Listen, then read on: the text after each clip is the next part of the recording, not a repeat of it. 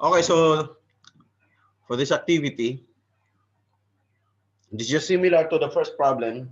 Only difference is that the surface is already inclined at a certain angle, 45 degrees. Okay, so the question here is to compute for this horizontal P, by which for letter A, you just have to start the block up incline. So just have to push this one going up. So letter A, obviously, the the frictional force is in the opposite direction. Of course, it's always parallel to the inclined plane, and this is your N, which has an angle of 45 degrees as well. Okay, so I'll show you. So this is exactly our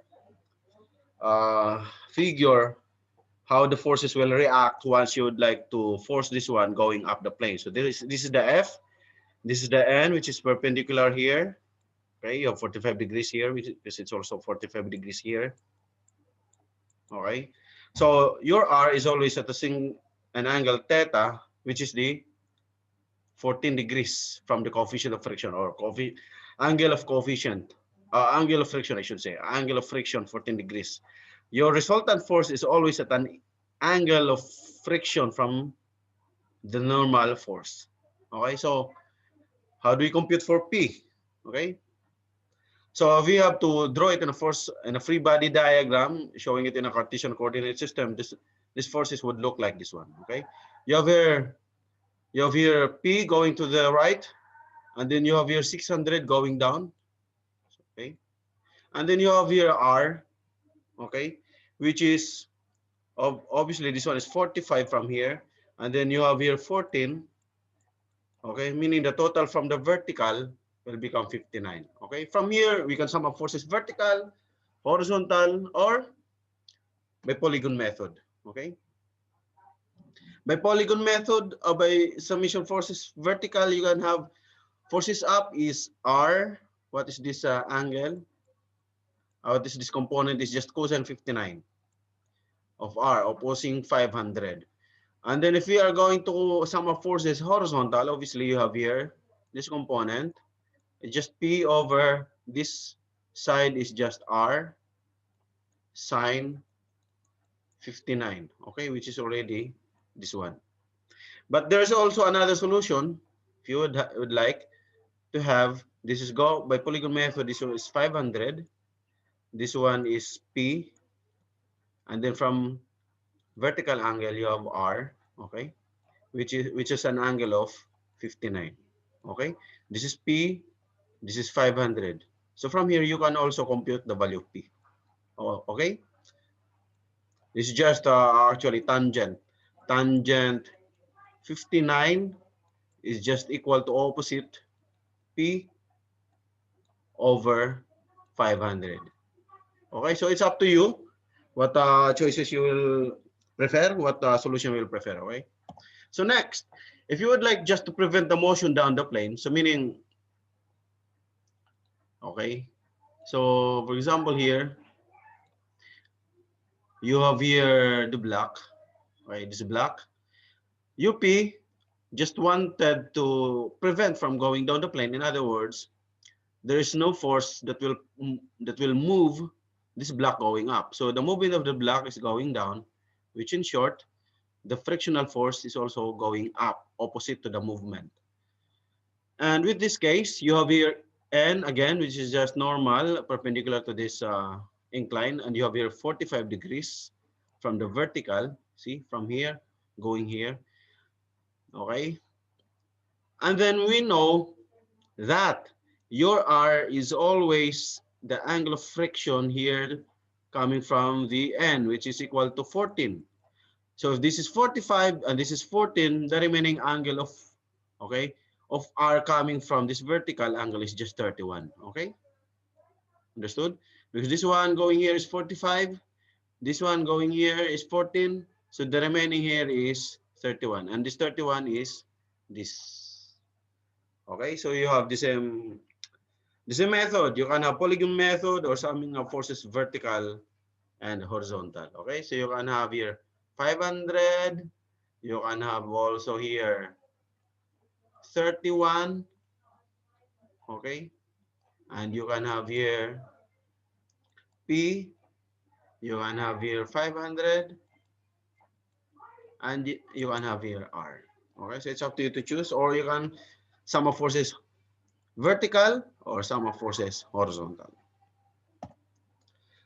The next, if you have here a P, 400 kilonewton, okay? What is the amount of direction of the friction force? Is this just enough to prevent, or maybe this 400 could move up?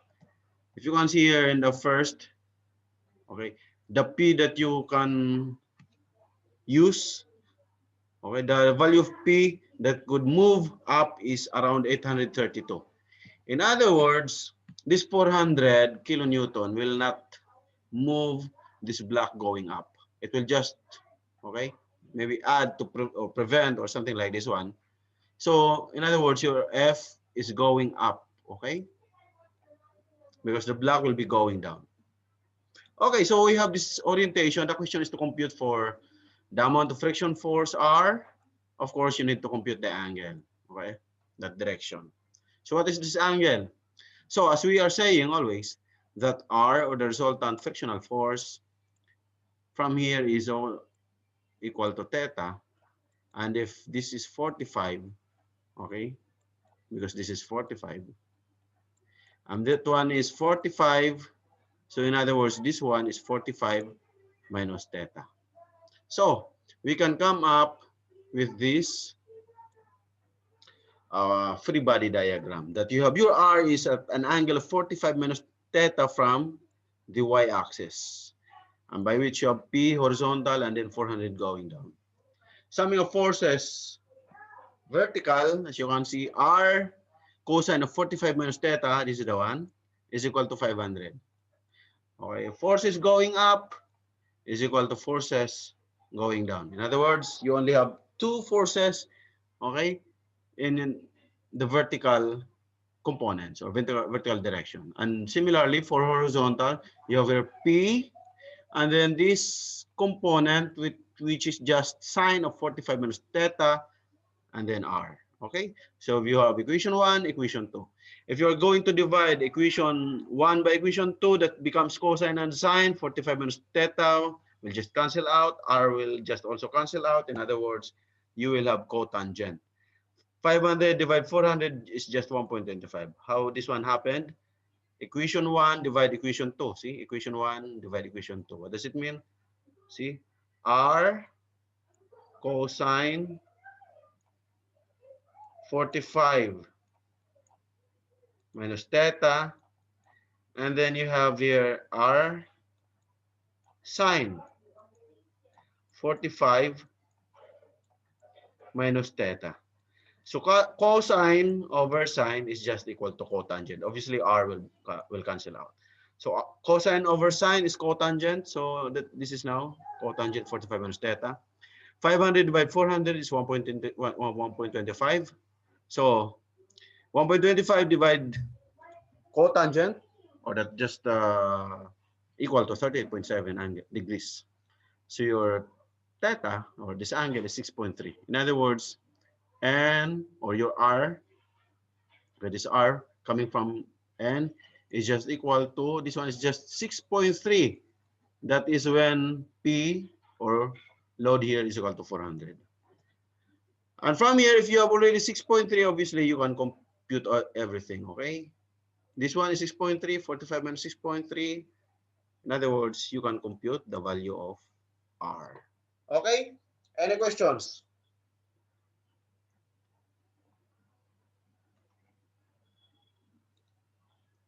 Okay. The rest, questions? Kung wala,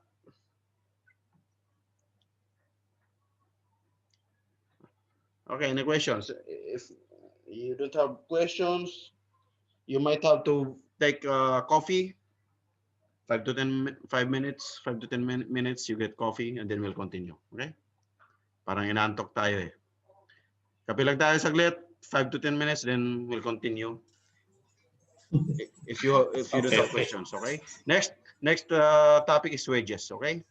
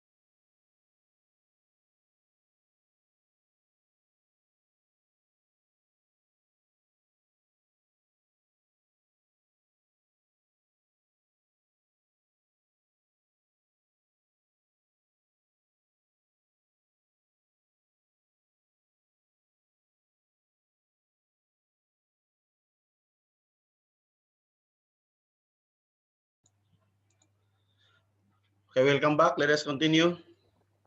Sorry, I'm late. Yeah, welcome. Sa mga na-late, baka na-traffic yata kayo. Okay, so we are now on wedges. We're done with friction. For those who are late, anyway, you can view this recorded session and just answer the activity from the classroom. Okay, so let us continue. We are now on wedges. So let's go directly to our example for us to easily understand what are those wedges. So for example here, you have these blocks, okay? The block A, I hope you could clearly see my slide. Kindly confirm. Malinaw ba yung slide ko? Okay, thank you. So, this block A has a load of has 1,000 pounds. And it is to be raised by forcing this wedge B. If I'm going to force this in this direction, this A logically will move up. Okay. Now the angle of friction of all surfaces is equal to 15 degrees. Okay. Meaning the contact between A and this wall has an angle of friction of 15. A and B has 15, and then B and then the floor has also 15. Now the question is to determine the force P. Okay, what is the force P? Necessary to start this wedge under the block to move. So the tricks here, okay, that you are going to understand first is where is the movement of B, of this block B. Okay, if you could figure it out, then the rest will be easy. Meaning you have to understand what is the frictional force here. So as we are saying always that the frictional force is always in opposite direction with the movement of the block or with the P. So here, if P is going here, so this block will be going here. So F is going to the left. So in other words, the frictional force here, okay, the frictional force acting to the B is going also here. Okay, so this is our reference. Okay, this is our reference for us to analyze these blocks. So let's be more specific. So as you can see here, okay, P is going to the right here. Why is this R2 here? See, this is 15 degrees coming from the north, as I said, all the contact surface has an angle of friction of 15 degrees. Okay. So here, since we have here, as I was saying, we have here this F, angle of friction, and then you have here this normal force, okay, this one. As I said, normal force is always perpendicular, okay? And this normal force, okay, perpendicular to the plane. And then if you have your 20 degrees, if this is 20 degrees, okay, this is 20. In other words, that this one is also 20, okay? That is, this N is 20 degrees from this vertical plane of vertical line, vertical axis, whatever you call that one. Okay? So, if you have this resultant force, okay, has an angle of theta here, or angle of friction, which is equal to 15 degrees. In other words, this R3 has an angle from this vertical 35 axis. degrees. Yes, correct. That's 35 degrees. We need this one for us to figure out this diagram. Okay? So, you have horizontal force P, and then R2. R2 has an, okay, this one is 15 degrees. Okay? 15 degrees. Okay? And then you have this, okay, R3. Okay? R3 is 35 degrees from the vertical axis. So in other words, this one, if you have R3, this one is 35. 35 plus 15 becomes 50 degrees. We only need this one, okay? So this 50, how do you know this 55? Of course, this is 35. Okay? This is 35, okay? If this is 35, this is also 35. In other words, this is 55. If this is 55, this is 50, the remaining is 75 to make it 180 degrees. So from here, we can compute, okay? Okay. Okay, before computing it, we can transfer now this R3. This is R3 now, okay? Has an angle of 35 degrees with the vertical.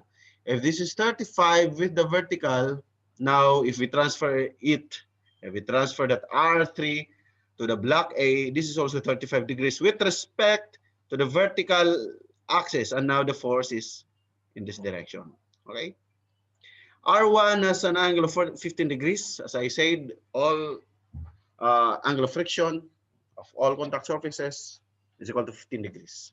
Okay, so we can now, if we have this relationship of the forces, the free body diagram, then we can compute now for its values. So we can start here first. Up in the block A, we are clear already about this one in the previous slide. So 35 degrees, R3 is 35 degrees with the vertical. Where's that one? R3. Okay, 35 degrees with the vertical. Okay, it's the same. 35 degrees with the vertical, or it's here para mas madali nyo ma-figure out. Okay, 35. If this 35, you cut the same cutting plane parallel to this axis, then this one is also for 35. Okay, now R1 has an angle of 15 degrees from the horizontal. Ito yan, oh. Parehas yan. This is 15. This is 15. Total is, of course, you have 90 plus 15 becomes 105.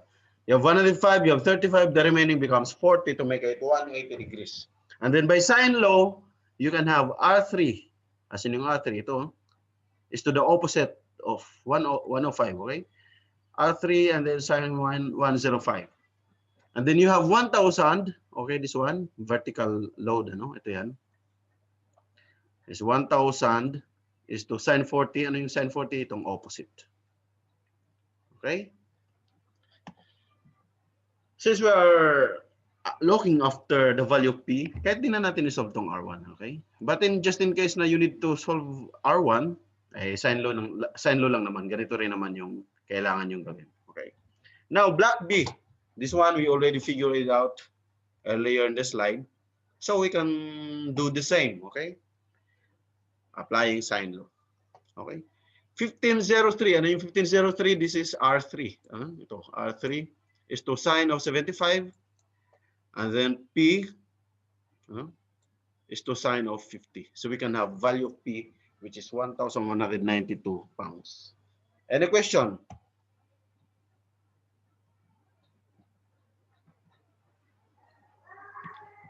Any question?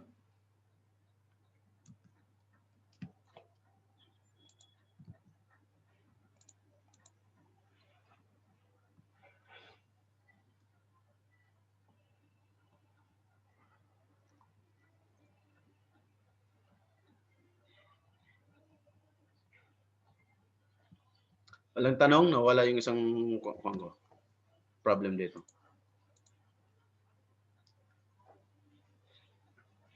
Malinaw na ba?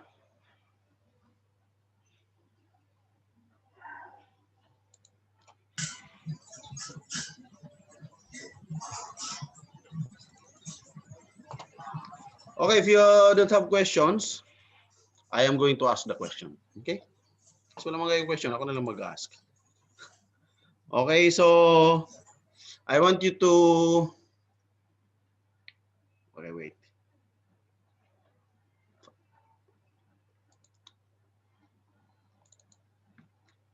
Answer again. Week 2. Week 3 activity. Wait.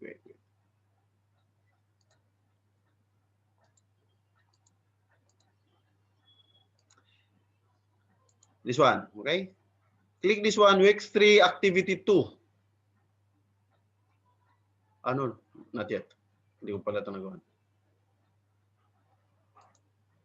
Hindi pa pala, okay. We'll just continue. By the way, any question about this one? Wala na? So we can continue? Yung wedge? Yes. Sa lahat ng mga wedge, ito lang yung kwan. Ito lang yung pinakamahirap, okay? Kaya ito na yung in-introduce ko sa inyo. Yung ibang wedge, mas madali yun. So far, in the history of the board exams, since 2000, I think, wala masyadong lumalabas nito. Kung lumabas man, ito yung pinakamahirap na mas madaling masagutan. Okay, so we are to continue on simple trusses.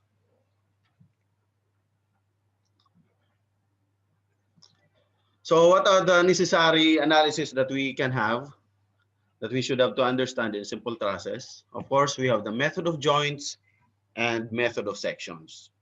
In actual, it's not that big problem because we have the software. But for the purpose of the exam, we're going to analyze using method of joints and method of sections. So for example, you have your method of joints, okay? So if you have here this frame, first, analyzing the method of joints, you just have to focus first on joints which has a minimal unknowns, minimum value of questions, of minimum questions. So if we take into considerations here, looking at joint B is easy to compute, okay? Obviously, we can compute right away BC. Why? If we sum up horizontal, as you can see here, we can compute BC, okay? Summing up, you only have, for horizontal forces, you have only this BC and then 500. So it's easy to compute. But generally, speaking about method of joints, you always need to compute what are these resultant, reactive elements, okay? If this one will move in this direction, what are the reactive elements here? Maybe, yeah, this one obviously will support the rotation. And then this one, to make it here at A, to make it in equilibrium, this one should be here. So there should be a counter or resisting moment. If this 500 causes overturning moment, okay? If this 500 will cause overturning moment, so your reactive elements should cause or should resist the overturning to make it in equilibrium. Okay, so as I said, just visit this slide for further information. Now we'll go directly on how we are going to compute. Okay. For board exam, obviously you will not be given a more complicated frames, right? If the purpose is to ask for the members, because that will just ask you 3 questions. If that's a bit complicated, most likely you're going to use method of section. So for example, you have here this, right? Let me check my recording. Okay. So for example, you have here this figure, this truss. So determine the force in each member of the truss shown in this figure, and then indicate whether the members are in tension or compression. So you have to compute AB, BC, and AC. And as I said a while ago, you just have to look into the joints, which will make our solution calculation as simple as we can, or easy. Especially the board exam, it's a much more on time control type of examination. So hanapin lang natin yung pinakasimple. So here at joint B, as I said a while ago, it's easy for us to compute for BC. Looking at just by a very good judgment, we can have here F forces horizontal. It's easy to conclude that BC could be computed. In other words, we can have this, okay, solution. All forces horizontal, 500. This 500 is going to the right, or we can have, okay, 500, and then this FBC going to the left. What is this component? This is just FBC sine of 45. Okay, so we can compute this one. C, compression. As you can see, going towards joint B, it's compression. And then FY. FY, we will have FBA and FBC. It's very clear that FBA is in tension. So we have FBA, okay, minus. So this one, the orientation is, okay, if going up as positive, as you can see here. FBC, cosine of 45, see, adjacent, that becomes cosine. And then going down, minus FBA. So it's easy. FBA, FBA. Pakiabot ng jacket dito. Excuse me, may tanong? Okay, okay. Let's continue. So we can have FBA is 500 Newton tension. Okay, as you can see here, this is tension. So note, if take note, if you have this, for example, the value here is negative. In other words, our assumption is not correct. In other words, it should be a reverse direction. If the answer is negative, for example, if this one is negative, so meaning the initial assumption is not correct. But this one is positive. In other words, our direction, our assumption of the direction is correct. So how about a joint C? So a joint C, since we already have 707 Newton, summing of forces horizontal and then vertical. Horizontal, you have 707 positive, cosine of 45. And then FCA is negative because it's going to the left. Okay. So from here, we can compute FCA. That is tension, okay? It's tension going away. And now, Excuse me. yes, please. Anong volume ng Hibler to, sir? Ano? Hibler ba to yung libro natin, sir? Oh, Hibler. Anong volume? Check ko na lang, ano? Send ko sa inyo yung pinagkuhanan ko nito. Thank you, sir. I-send ko lang sa classroom kung kuhan. Okay? Thank you. Okay, welcome. Okay, so force is vertical, CY. Okay? And then, negative 707 sine 45. Saan yan? Ito yan, no? Kasi going down. Ito is going down. Ito man 45, opposite man siya. So sine. Okay? So we can see, as you can see, we write here, because the question is to specify if it's compression or tension, this compression, this tension, and all the forces. So if the reactive elements here could be being asked, then you can compute it. Summation forces X at joint A, we can compute, okay, AX and then AY and so on. Now, activity 2. I want you to solve this one, just visit the classroom. There is this activity 2. I will just charge my laptop.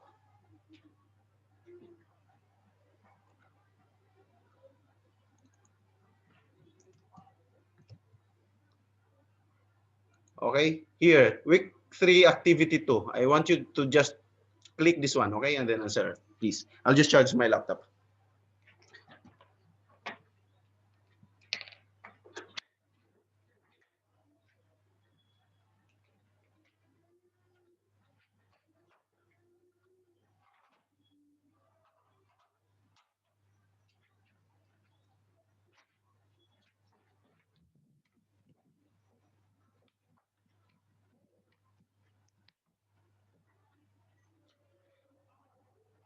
Okay, I will give you 10 minutes for this, okay? Okay, so we have here, we have to determine the force in each member of the force, indicate if the members are in tension or compression. So, as I said, we have to look at some joints which you think has minimal unknown. Actually, if you're looking at here, all right, we're going to evaluate to see, makukompute na natin yung BC. Okay? Kasi meron dito 45 degrees. Okay? So obviously, BC, cosine 45 degrees is equal to 400 Newton. And then horizontal, makukompute natin yung DC. Ano? Just by evaluation. Dito, pag makompute natin to, meron dito dalawang unknown. So, two equations, two unknowns, simultaneous equations, then we can compute. Calculator will be easy to help us with two equations, okay? So, if we can solve this one, this two unknown, this one, and then this, easy now to compute also the remaining of the members. Okay, let me show you. So here,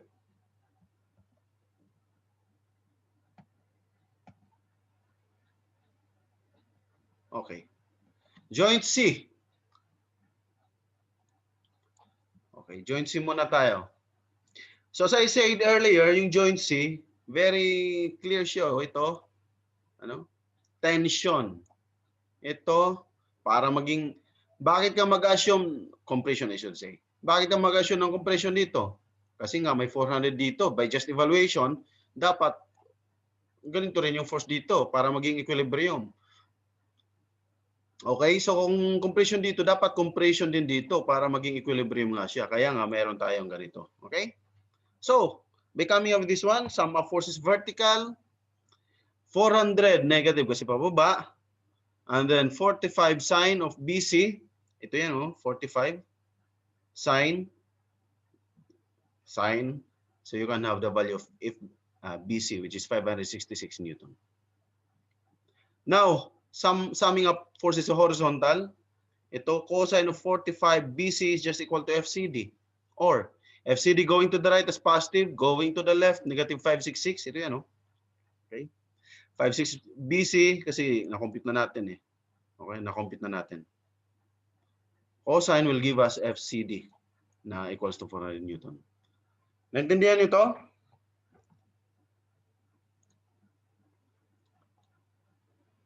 Okay. Okay, so parang madali lang naman kasi pagkakawan siya eh. 'Di ba? Para pag naumpisahan na. Okay? Okay, let's continue. Next is, how about D? As I told you, tapos na tayo sa C, dito na tayo sa D. Ito actually, ano, pwede na kasi may calculator kayo, pwede na hindi siya rotate. Ito, rotated axis ito eh. Paano rotated axis? Itong ginawa nating x-axis na, kaya x prime at saka y prime. Kasi pagka ginawa natin to, if we consider this as our x prime, then we eliminate one unknown. In other words, if we sum up along y prime, we only have one unknown, if AD lang. Ano? So we can compute if AD. That is because if BD is already on the x prime axis. That is rotated axis na ginagawa natin. Pero, kung gagawin, kasi nga sabi natin kanina, compression to. Okay? Ito kung tension naman to, tension din to. Okay. Ito, 30 degrees ito, di ba? 30, ayan, no? 30 din ito. Ito naman, 45 ito. So, isum up lang natin forces vertical at saka horizontal. Sigurado tayo may dalawang equation dito. Ano? Halimbawa, gawin natin ganito. Ano? Ito, meron na kanina na 400 ito na na-compute natin. Okay? Tapos ito naman na isa, yung F, ito, tension tayo dito, BD. Okay? This is BD, and this angle is 30 degrees. Itong isa naman, AD, meron naman angle na 45. Okay? So, ilan ang forces dito? Na anong dalawa? So, if we sum up forces vertical at saka horizontal, meron tayong dalawang equations. Okay? So, this is another method. You can use your calculator. But this one is, I think for me, it's also easy kasi nga nag-eliminate tayo ng isang unknown. Okay? So, I think you can try this. Try nyo ito. But I'm going to show solution this other one. Okay? So, okay, if we consider this as our axis, okay, this one is our new axis, x prime, and then this y prime.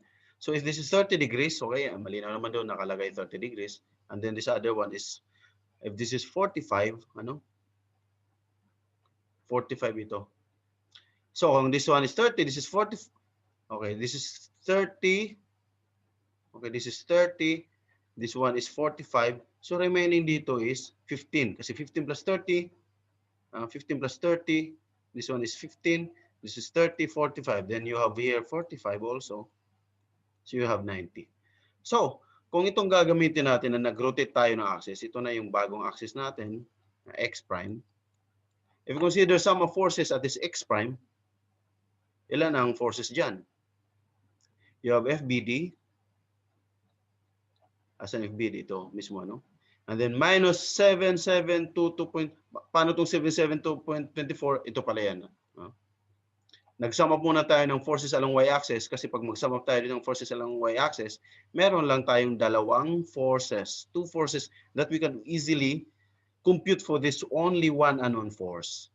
Going down is negative FA sine 15. Ito yan, no? Kasi ito yung component na yon. Ito yung y prime. Okay? So that becomes negative. And then, another going down, 400. Okay? Ang value dito is negative 772.24. Yun ang sinasabi ko na negative. In other words, our assumption here, ito ang assumption natin FAD na tension is not correct. In other words, it should be compression. So dapat ang correct assumption nito is dito. Okay? Dapat dito.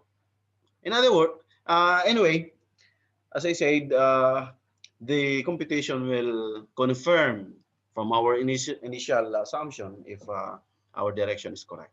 So from here, it's really confirmed that the force AD should be, this one should be compression.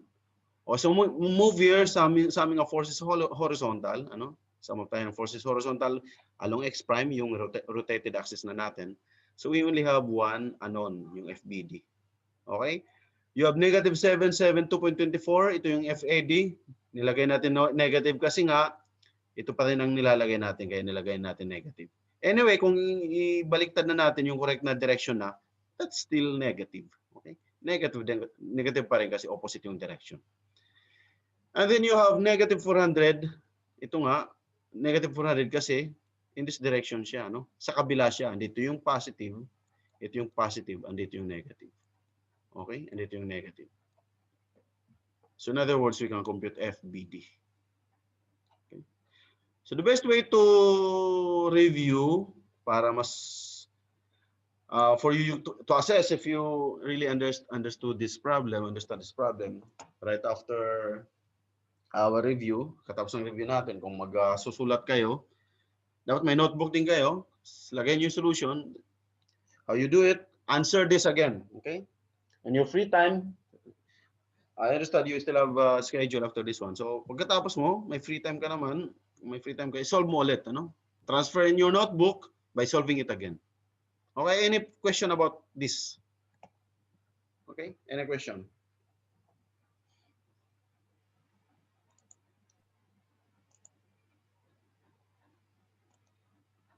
Okay.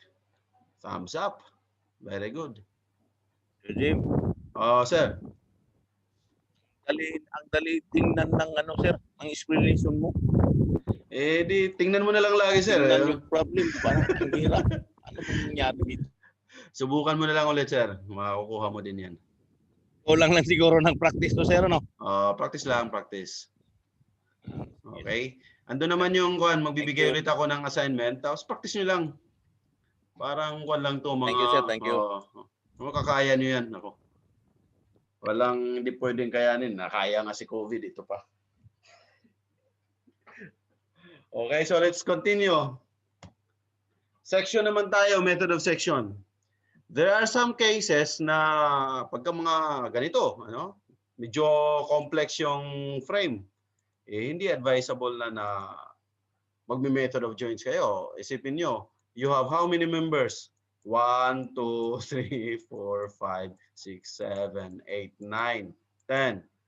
Ito pa, mayroon pa pala, 11. Eh kung board exam yan, tinanong sa inyo nasa gitna, mag-method of joints kayo, then you will really need a lot of time. And knowing that your exam is time-controlled, so mayroon tayong method of sections. In other words, kung magkakat tayo dito, ano, magkakat tayo, consider it's either left side or right side, depende, ano, it's up to you to choose. Which are you going to select? Obviously, para sa akin, hindi, kung ang tinatanong, CG, ito, pwede naman mag-assume ako na lahat compression dito, ano, compression. So I consider ko ito na side. Why? Why should I consider this one? Because I only have minimal load. Ito lang, oh. Samantala dito, if you're going to consider this right side, of course you have here ito, ano, na force, meron din dito. And then of course you're going up. You have a lot of, forces to consider. So dapat dun kayo lagi sa pinakamadali, okay? Na you will consume just less time kasi nga sa board exam dapat mas maiksi lang yung calculation. Eh kung kaya nyo nga mata-mata, gawin nyo na mata-mata. Or kung kaya nyo i-memorize, i-memorize nyo na, wala na solution. Pero problema, sa dami ng problem, formula pa lang, mahirapan na tayo. Okay? So, yun lang. Hanap tayo ng mas madali na isosolve natin. Okay?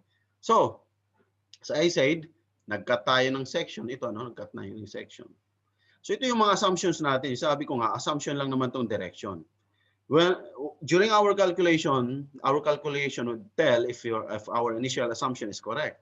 If that is positive, in other words, your assumption, for example, if BC, kung ang assumption natin would entail a positive value, in other words, this assumption is correct.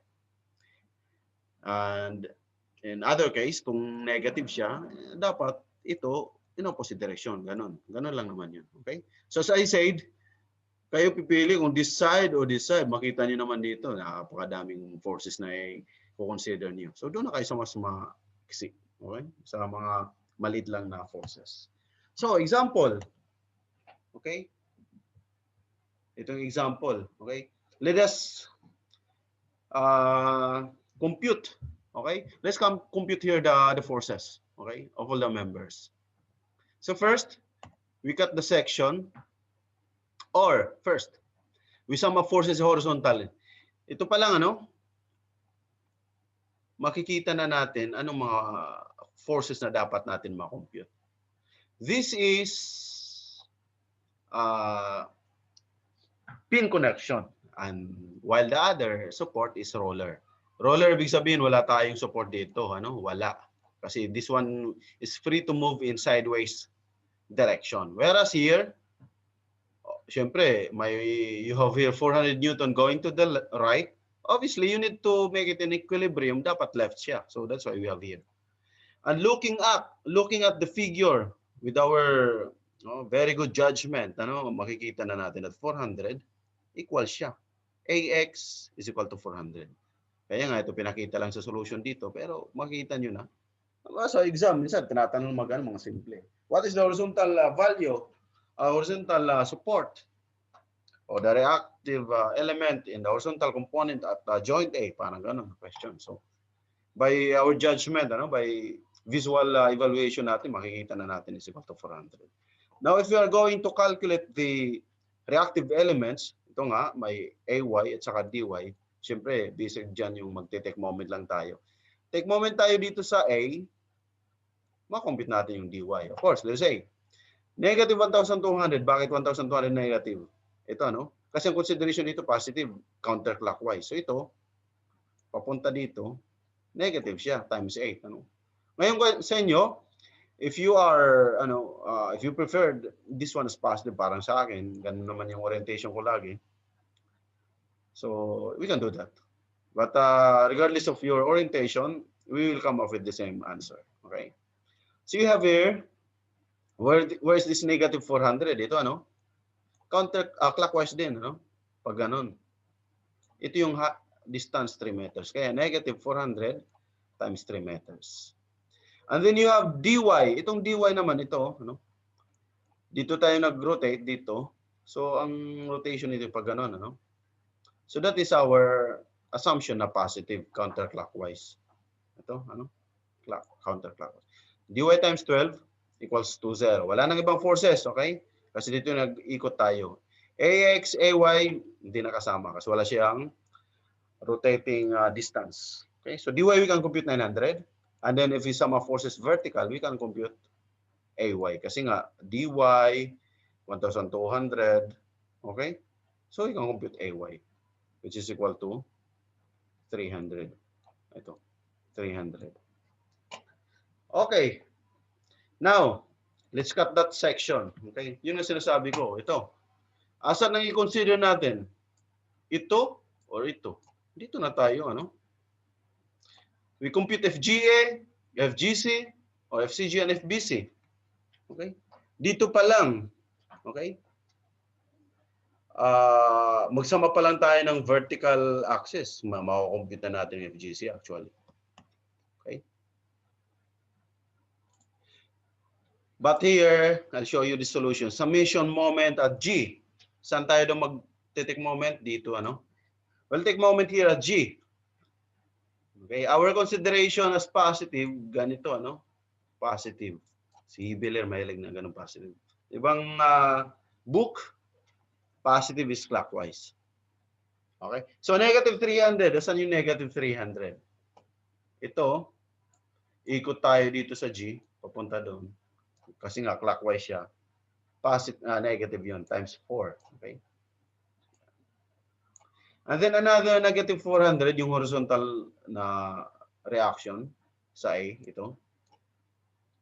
Pag ganun ulit, So, negative din siya with a distance of 3. Okay, you already have 2 forces. Okay, ito. Itong dalawa, ito, at saka ito, wala to, Kasi nasa G siya towards G. So, ito na lang, FBC, pag ganun. Okay, ano yan? Positive. FGC times height na 3 meters. FGC, FBC, I'm sorry. Ayan. So, we can compute FBC. Okay? So, ano pa? FG, FGC. Moment C naman, dito naman tayo mag-moment. Okay? Ito naman dalawa ang mawawala. So, ang force naman, FG naman ang may dadagdag. Pero itong 400, itong horizontal load na 400, hindi na to kasama. Garis muna tayo.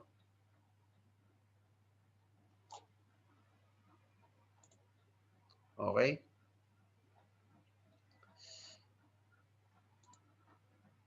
So, moment at C, dito tayo ikot. So, ito wala na to. Kasi this one is towards joint C. This and this as well. Wala na. So, you only have 2 forces to consider. Itong 300 negative kasi opposite sa direction sa positive na assumption natin. That's why you have, bakit 8? See? Itong ikot natin. Okay. Ayan, 4 and 4. Kaya 8. And then itong FGE naman, ang height naman niya is, ayun, 3. So we can compute FGE. Okay? So, dalawa na. FBC, FGE. How about FGC? Okay.